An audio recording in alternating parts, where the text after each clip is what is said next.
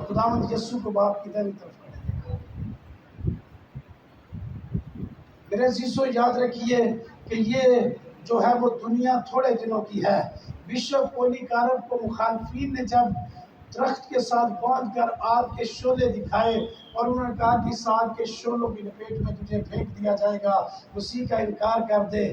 Bishop پولی carp کا جرأت مندانہ بیان یہ تھا کہ تم تو مجھے اس آگ سے ڈرا رہے ہو جو تھوڑی دیر کے بعد بجھ جائے گی، لیکن میں آپ کو بتاتا ہوں کہ آپ کے لیے ایک دائمی اور ابدی آگ تیار ہے۔ آگ اور گندم کی جھیل آپ کے لیے تیار ہے جو کبھی بجھنے والی نہیں ہے۔ عزیز یاد رکھیے کہ ہم زندہ مسیح کے جو خادم ہیں وہ اس دنیا کے اندر پردیسی اور مسافر۔ پولس اس مکاشفے سے واقف تھا۔ اس نے کہا جینا میرے لیے مسیح اور مرنا نفع کی بات ہے۔ تو نفع کب ملتا ہے، پروفٹ کب ملتا ہے؟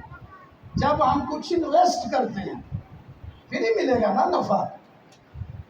تو انسان زندگی دو طرح سے گزارتا ہے دنیا کے اندر، ایک سپینڈ کر کے چلا جاتا ہے، دوسرا انویسٹ کرتا ہے۔ ہمیں اس دنیا میں زندگی سپینڈ نہیں کرنی بلکہ زندگی انویسٹ کرنی ہے۔ پولس نے زندگی انویسٹ کی ہوئی تھی، اس لیے وہ کہتا ہے کہ جینا میرے لیے مسیح، یعنی میری ساری زندگی مسیح کے لیے انویسٹ ہو چکی ہے۔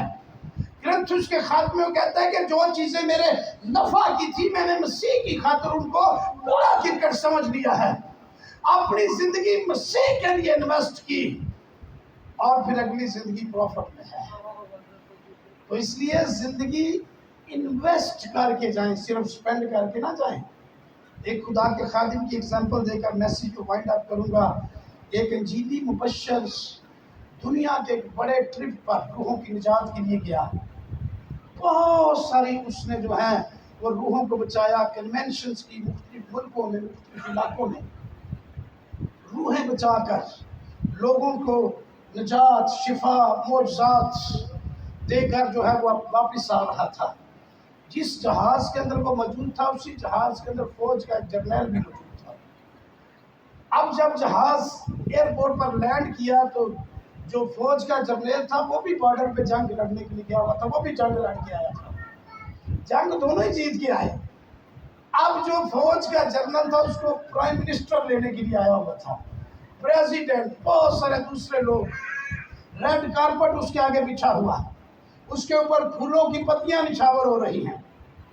تو جو انجیل کا مناد ہے وہ اپنا بائبل والا بیگ پکڑ کر اپنا سر نیچے کر کے اکیلے ہی جا رہا تھا اور دل میں یہ سوچ رہا ہے کہ خداوند یہ شخص ہزاروں لوگوں کو قتل کر کے آیا ہے، ہزاروں جانوں کا نقصان کر کے آیا ہے، میں ہزاروں زندگیاں بچا کر آیا ہوں، اس کے لیے اتنا استقبال کیا جا رہا ہے، میں اتنی روحوں کو بچا کر آیا ہوں، لوگوں کو زندگی دے کر آیا ہوں کہ موت دے کر آیا ہے، میرا استقبال کرنے کے لیے کوئی بھی نہیں ہے۔